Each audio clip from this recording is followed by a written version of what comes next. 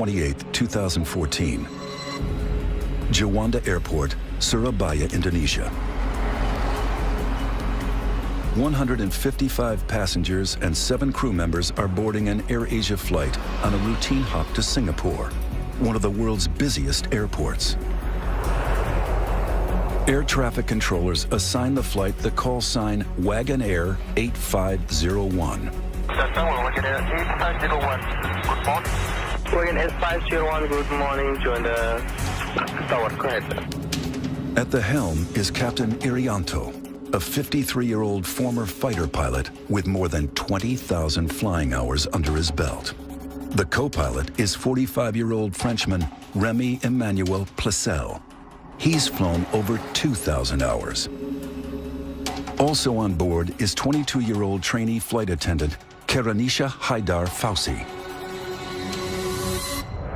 The planned route from Surabaya crosses over the equator through latitudes that are home to the world's most destructive weather, known as the Intertropical Convergence Zone. It's the hottest place on the planet, I think, is the sea surface temperatures in the Intertropical Convergence Zone. That means there's lots of moisture going into the atmosphere from the ocean. Water vapor is the fuel for tropical storms. It's where the energy comes from. Although it's warm air that creates storms here, when it reaches high altitude, temperatures within the clouds drop dramatically to as low as minus 112 degrees Fahrenheit, as cold as winter in Antarctica.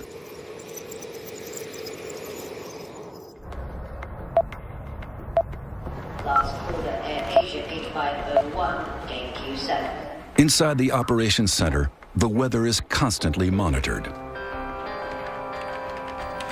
Itu tidak ada kondisi yang mengkhawatirkan. Ramalan cuaca atau prediksi cuaca pada hari itu di Surabaya tidak ada masalah. Tetapi di Singapura yang kami terima tafornya memang ada kondisi hujan ringan. The forecast is clear, but that could change at any moment. Basically, it's the bread and butter of the pilots flying in the tropics, is that they are always, on virtually every flight, flying around thunderstorms. Juanda aircraft ready for start and pushback.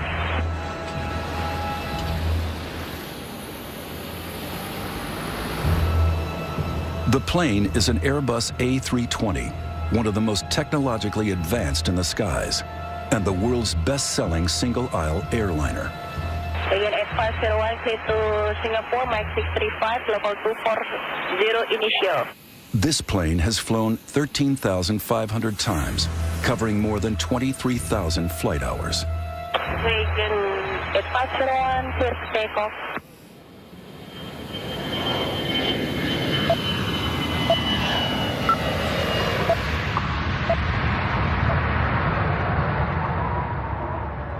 Passengers and crew settle in. 25 minutes into the flight, the plane is cruising at around 32,000 feet, now operating on full autopilot. A lot of the time, the plane is being flown by the autopilot. It's a normal flight. There's nothing abnormal about the situations or the scenario we're in. The Airbus 320's autopilot system consists of 7 computers. Airplanes are like computer games nowadays. There's a lot of pilots that will just engage the autopilot as soon as they're climbing to altitude and not touch it till they come home. And they can do that. It's literally that easy. As the plane approaches the equator, storm clouds are brewing over the Java Sea below. Severe storms can go from very small storms to very large, dangerous storms in a matter of just a few minutes. You can see a thunderstorm ahead of you or below you, and in the very few minutes you take to get there, it could have climbed several thousand feet above you.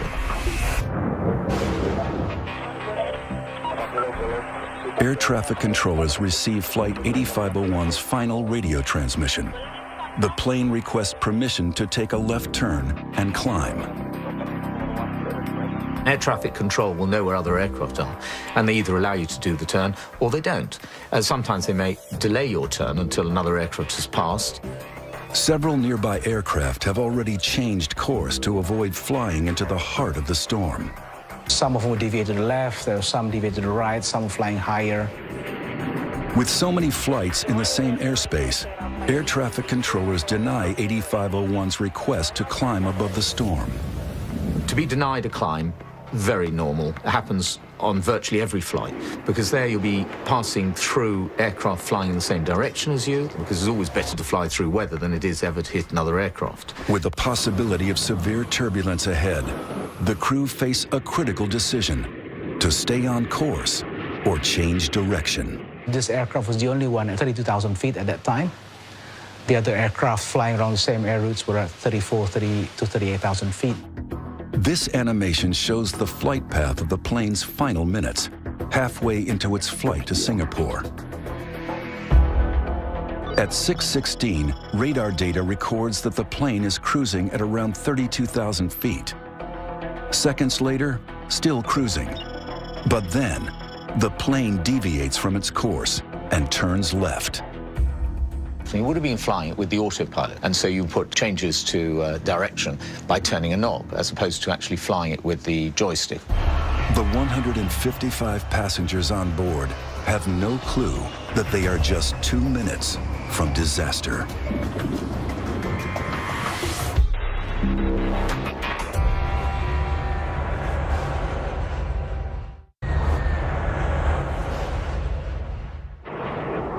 December 28th, 2014. An AirAsia flight to Singapore is flying into a thunderstorm. Modern airliners are designed to withstand the turbulence produced by severe weather, but a thunderstorm is not a place any pilot wants to be. Fear. Definitely fear. There are no pilots who fly through a thunderstorm who don't experience fear. But you overcome that because you have a job to do. The guidance was you're going to encounter some thunderstorms. They didn't know how severe they would be. They didn't know precisely where they were going to be. So you don't know until you get into it. And then when you get into it, sometimes it's too late. A massive thunderstorm is the ultimate hazard for the crew of an airliner. In the last 50 years, bad weather has been a factor in over half of fatal commercial air accidents. I mean, there's so much energy that's being released in a storm like that. It's just chaotic. It's dangerous. It's turbulent. And there's an added force of nature to contend with: total lightning. Total lightning is both the cloud-to-ground lightning that we're all accustomed to seeing when it hits the ground, but in severe storms, there is 10 times as much lightning that is up in the cloud. At 6:16, radar data records that the plane is cruising around 32,000 feet. But then the plane turns left, and for reasons as yet unknown, it climbs steeply.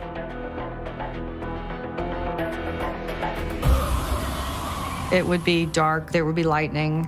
The rain would be very noisy on the airplane, you would hear it. The aircraft can shake, the instruments can become blurred as your head is shaking, the eyeballs literally shaking in your head. The responsibility is awesome. You've got the lives of many people on board. You don't actually focus on that when you're flying. And, you know, that's the honest truth. What you're thinking about is your own safety of flying the aircraft as it's supposed to be. And if you look after yourself, you're going to be looking after everybody else on that aircraft. And it's not just the pilots that are pushed to the limit. When a plane enters severe weather, it will be exposed to forces all around the aircraft, which are pushing it in a particular direction. And that can be torsional twisting and unloading and loading stresses on the airframe.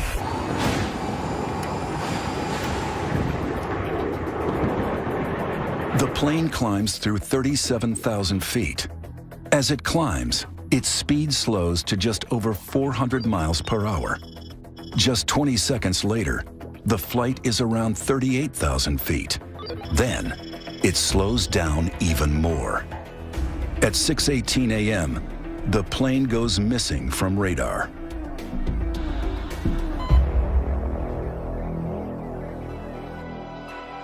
Within an hour, air traffic control announces that they have lost track of the aircraft.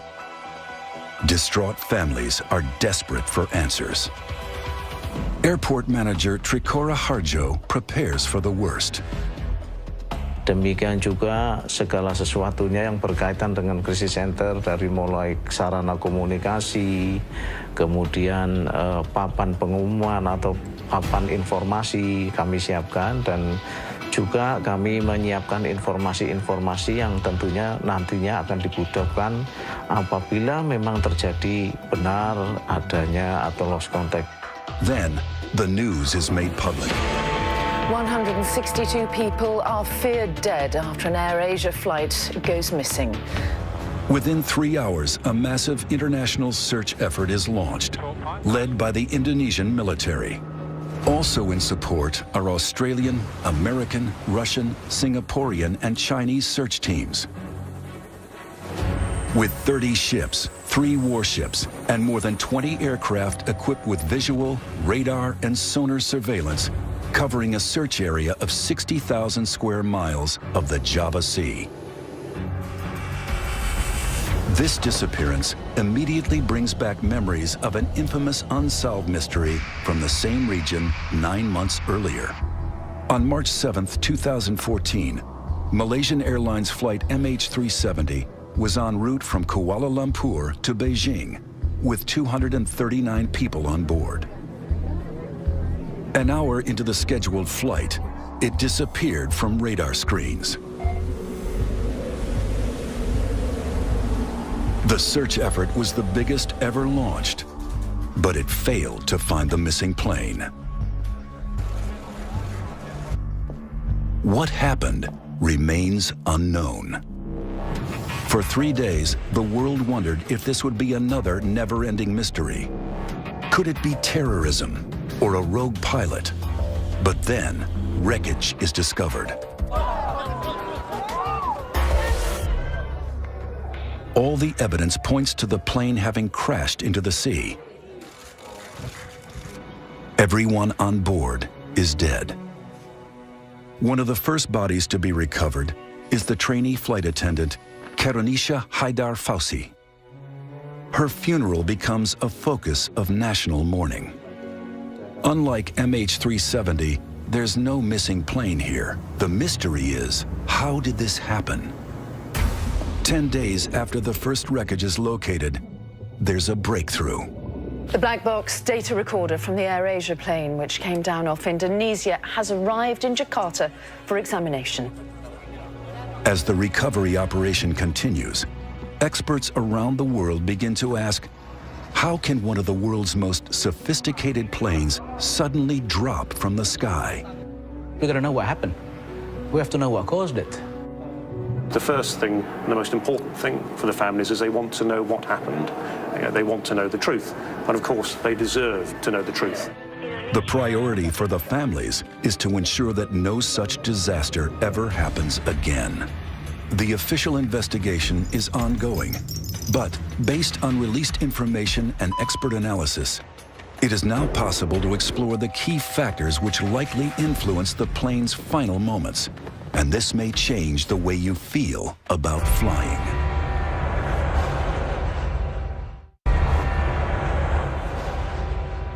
Though the researchers have the flight's black box, it only tells part of the story. Investigators dig into the data to tease out the accident's origin.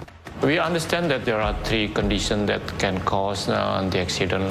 First, the instrument, maybe the airplane itself, human error, and the last thing is the weather situation. The first question is, what caused the plane to climb so fast? After cruising at around 32,000 feet, the plane turns left and climbs steeply. Just 40 seconds later, the plane is over 37,000 feet. 38,000 feet. That's a climb of nearly 6,000 feet in less than a minute. 3 times faster than normal and outside the parameters set by the autopilot. So was the plane out of control, or was it direct pilot action? 6,000 feet per minute is a pretty hefty climb at altitude, no less, when the performance isn't as good. It's possible that they pulled the nose up and traded speed for altitude. That is possibly what happened, that the aircraft was climbed too steeply. But there could be another reason. It's possible that they got into an updraft and they were carried up by a bubble of air, basically. It's very turbulent and very chaotic and very dangerous, and what goes up has to come down. So you have a massive updraft, and then you get a massive downdraft, and that's just a terrible scenario for a plane and a pilot. You don't want to go into that. Experts have a good idea what happened after the plane got above 38,000 feet. The AirAsia flight must have stalled. Most people understand a stall as they would when they're driving a car, and that would be the engine stopping. That's not the case with aircraft. An aircraft stalling means that the airflow has actually broken away from the wing, and the aircraft no longer flies at this point. It is literally falling like a dead weight in the sky. The engine is still running, but the plane is falling. To see how this affects aircraft in flight, test pilot Dr. Guy Grattan is examining the profile of a wing in a wind tunnel. In the wind tunnel, you can see the flow demonstrated by these lines of smoke. At level flying, the airflow is steady around the wing. But then, as the angle of attack changes, just as it would in a climb, this happens. You reach a point where the flow starts to separate, starting at the rear top surface, and then it breaks up completely. This is known as the stall. Guy is going to put his skills to the test by pushing this plane to its limits and stalling it. Aerodynamically, the stall happens when the flow has broken up on the upper surface of the wing and it ceases to lift efficiently, and that causes the aeroplane to fully or partially lose control. This light aircraft is a Grumman AA-5, but the aerodynamic principles are the same for any plane, including the AirAsia flight. If the aeroplane stalls, a good pilot should be immediately reducing the angle of attack and increasing the power to recover. If they don't do that, what's likely to happen is an increased rate of descent, and either the aeroplane will remain in the stall until it hits the ground, or the aeroplane can enter a spin. For an unprepared pilot, the effects of a stall can be catastrophic. During takeoff in Afghanistan, after its cargo shifted to the back of the hold, this freight plane stalled.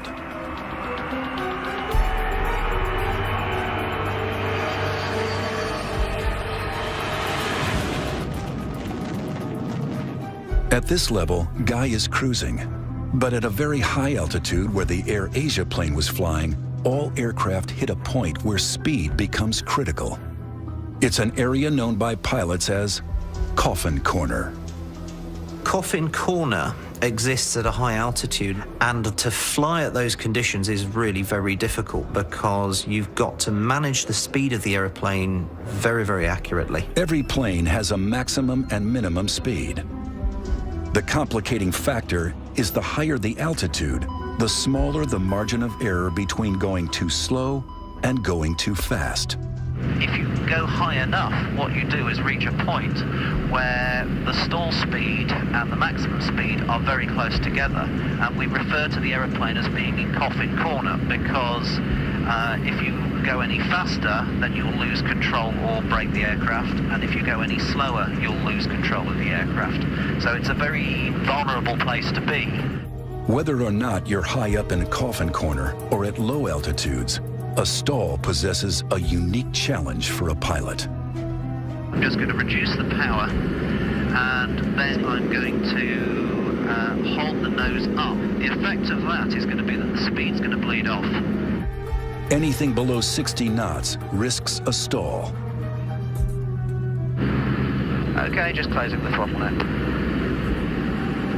You can see the speed is bleeding off now. At 65 knots, I've got a stall warner. Could this be what happened to the AirAsia flight? The airplane's starting to wallow. You can see the nose coming up. I've lost view of the horizon in front of me. At about 55, I'm about to lose it.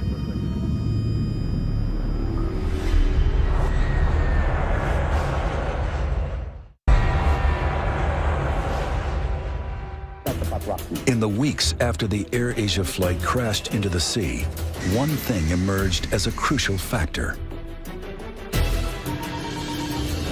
stalling. Okay, just closing the throttle now. Guy Grattan is investigating what a stall means for pilots, and that means losing control of his plane. 5 knots, I've got a stall warner. The aircraft drops 200 feet. The aeroplane has stalled, you see it pitch nose down, and I'm recovering the aeroplane from the stall. To regain control, Guy dips the nose to gain airspeed, then levels out. A very dramatic stall, if you're not expecting it, can be quite frightening. Might even lift off my seat and hit my head on the ceiling in the cockpit. All commercial airliners are put through stall tests. But is this what happened to the AirAsia flight as it climbed too steeply? And if so, how did the plane get to this dangerous point? Pilots are trained to recognize the stall. In fact, first thing pilots are trained to recognize is the approaching stall. The captain of the AirAsia flight was a former fighter pilot with 20,000 flight hours under his belt. Up above 30,000 feet, there is plenty of height to recover an aeroplane from a stall. So even if the aeroplane was stalled, that in itself doesn't explain the loss of the aeroplane. So the critical question is, what other factors might have been at play? And to fully investigate that, we need to look inside the cockpit.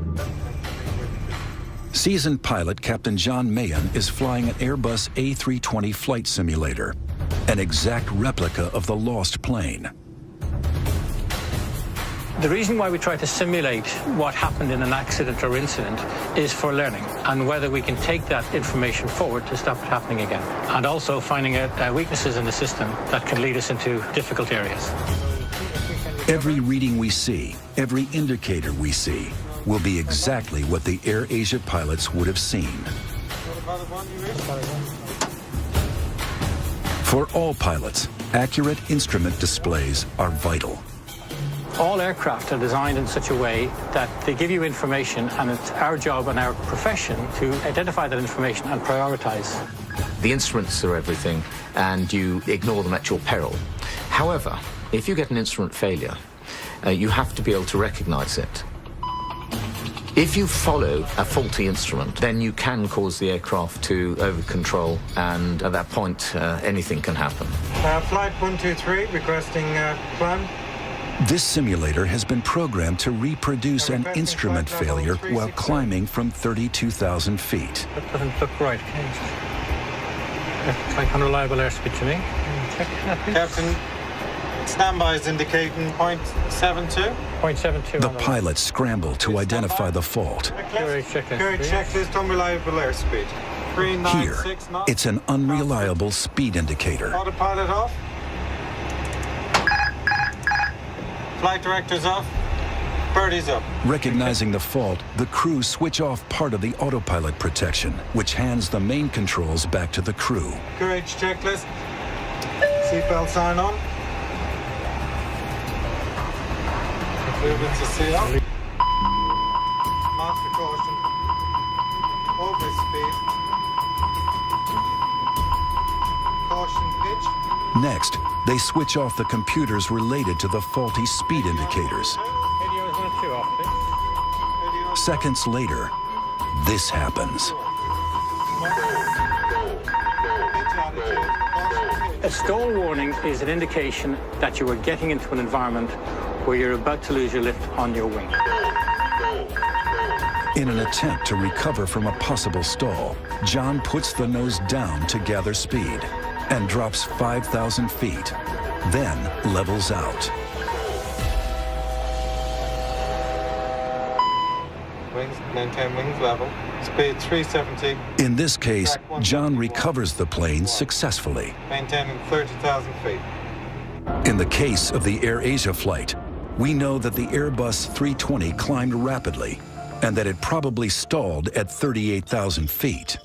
We also know that faulty instruments contributed to another tragic Airbus disaster and another stall 5 years earlier.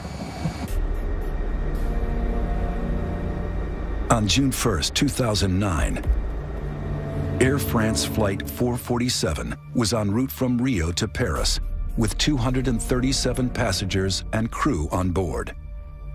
At 2:10 a.m., the Airbus 330 went missing from radar. Un accident tragique. It was 2 years before the flight's black box recorder was found and finally revealed its secrets. Colleen Keller is an air traffic investigator who worked on the search for Air France 447.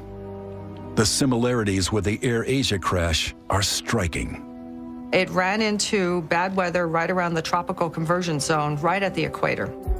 The initial malfunction was caused by the computer shutting down. On the side of the plane are metal cylinders that measure airspeed. They are called pitot tubes. The investigators discovered that the tubes had frozen over, causing the instrument readings to go haywire.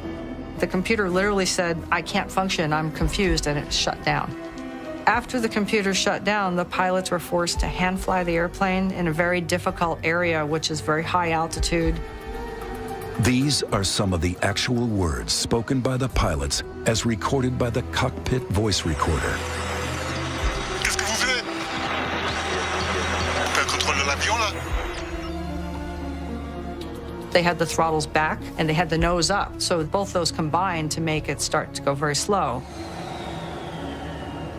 They pulled the power back because they thought they were going too fast, and that put the airplane in a stall on a steep descent, like kind of a floating down descent.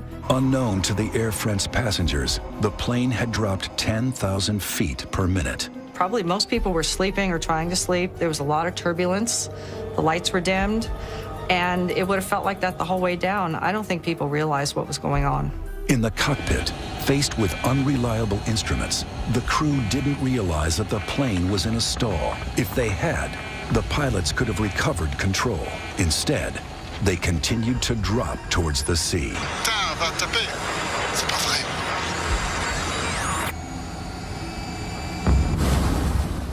Why did they do that? It's impossible to tell because we can't really get into the minds of the pilots who died there.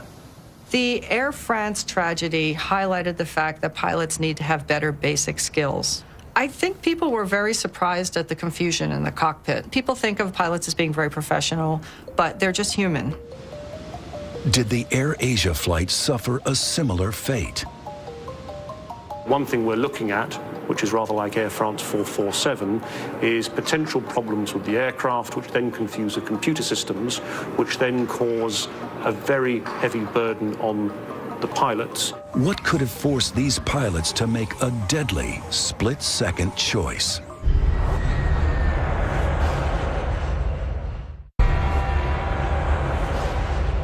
Flight 8501's tragic final moments may have come down to something seemingly innocuous: ice. Icing is a very big concern for all aeroplanes. Icing can change the aerodynamics of the plane, but as we learned from Air France, it can also affect key systems. There may well be an issue here about freezing of sensors. Satellite weather data from the day of the AirAsia crash reveals incredible freezing temperatures in the clouds. At the top of the storm, it's nearly as cold as the coldest day in Antarctica, as low as -112 degrees Fahrenheit. This wind tunnel replicates flying through a typical cloud at a temperature of just -4 degrees. Here, a pitot tube is put to the test. If the heaters that are supposed to keep the tubes warm fail, this happens. Ice blocks the tube, which means in the cockpit, the readings the pilots receive could be incorrect. But with no suggestion from the AirAsia authorities that these airspeed indicators failed, it remains speculation. The most plausible theory is potential problems with the aircraft and then how the crew responded to what the aircraft was doing. That the plane fell out of the sky is not in doubt. But what happened during its fall could shed light on the flight's final moments. In the weeks after the crash, there were reports that the plane had exploded before it hit the sea. Based on released information, this is what we can piece together. At an altitude of around 38,000 feet, the plane loses speed. Then it drops. Some experts estimate that at that point, it falls at a rate of 20,000 feet per minute, twice as fast as the Air France disaster, down to 24,000 feet, before all communications cut out.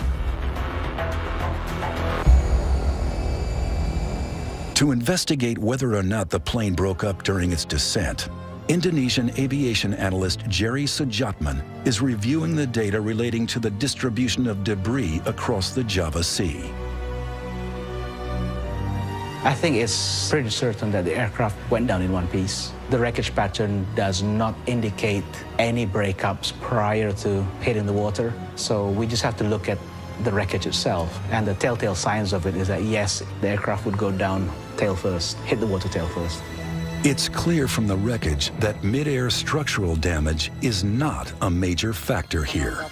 From what we hear from the investigators, from the cockpit voice recorders, that up to the last moment, they did put all their efforts into trying saving the aircraft.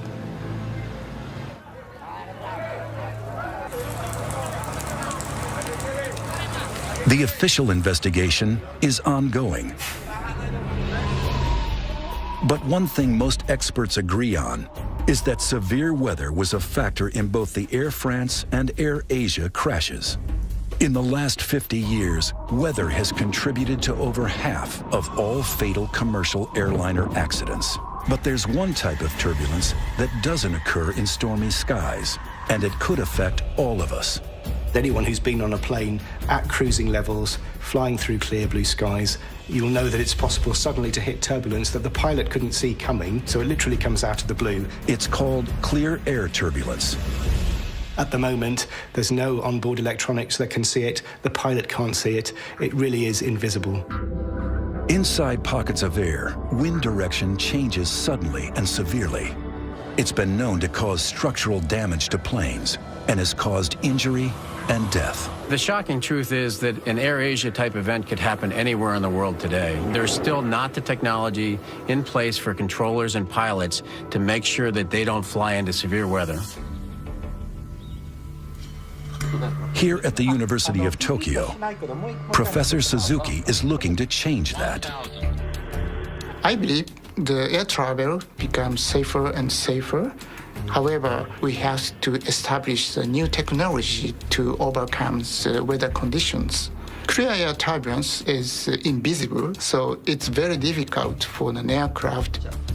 It can change the acceleration of the aircraft and attitude suddenly. It's very dangerous. This device is designed to detect it. Behind this lens is a shortwave ultraviolet laser. It's a technology called LiDAR. It detects clear air turbulence by spotting currents of water molecules. This is our LiDAR systems. It's prototype one. And this is an optical antenna. And this antenna can receive the reflection from a laser beam. In flight tests, this LiDAR system detects the range of moving water molecules in the air at a distance of up to 18 miles. The aim is to develop a more streamlined onboard turbulence early warning system within years. So there is a possible future there for us in which we could see fleets of airlines fitted with this technology, making encounters with severe turbulence a thing of the past. There's one more advance being rolled out that is set to revolutionize our skies. And it might help prevent an AirAsia type crash in the future by tracking planes in real time.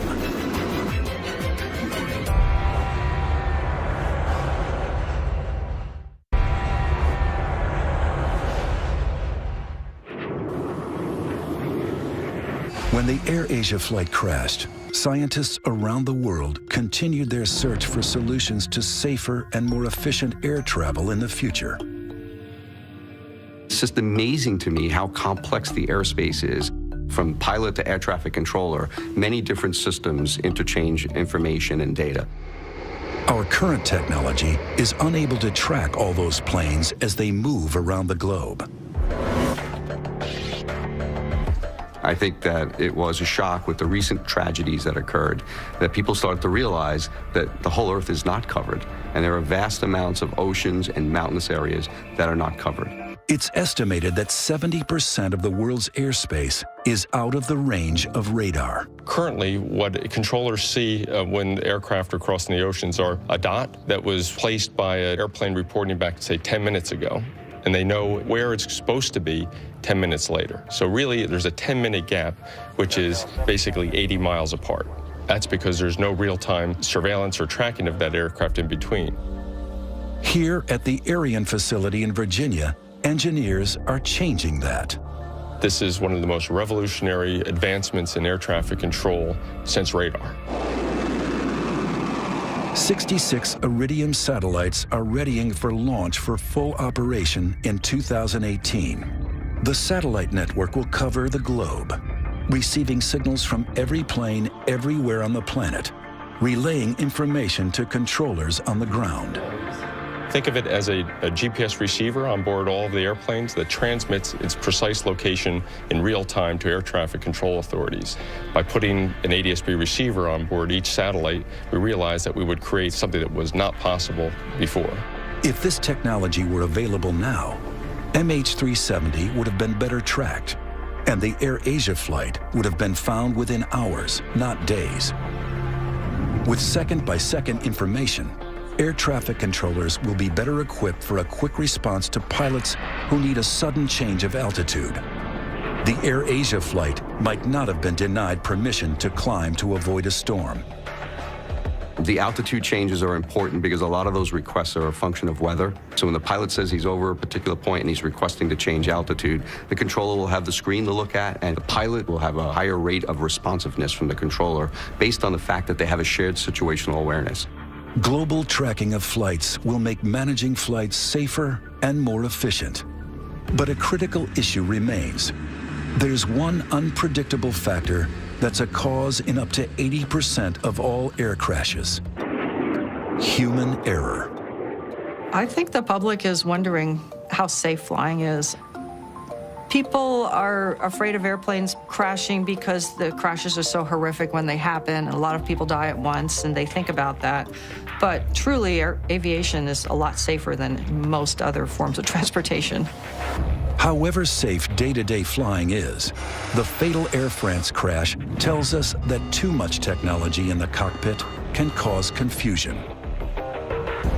You've got a very highly automated aircraft, and crews sometimes struggle to deal with the complexities of the automated systems, and they are not trained to deal in an emergency or difficult situation with manually flying an aircraft.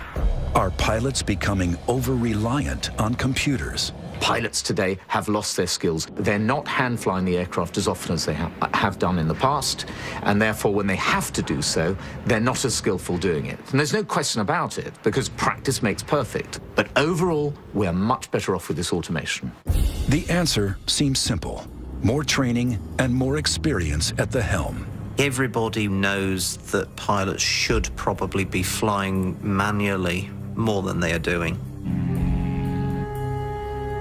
Technological advances are seeking to keep up with ever-increasing demands for travel and making flights better able to cope with increasingly violent weather. But for the families of the passengers and crew of the AirAsia flight, their hope is that a tragedy like this will never happen again. They want future accidents to be prevented of a similar type. And so it is vital that the causes are identified for what brought this aircraft down, and more importantly, that those causes are then acted on so that other families don't have to go through what the AirAsia families have gone through.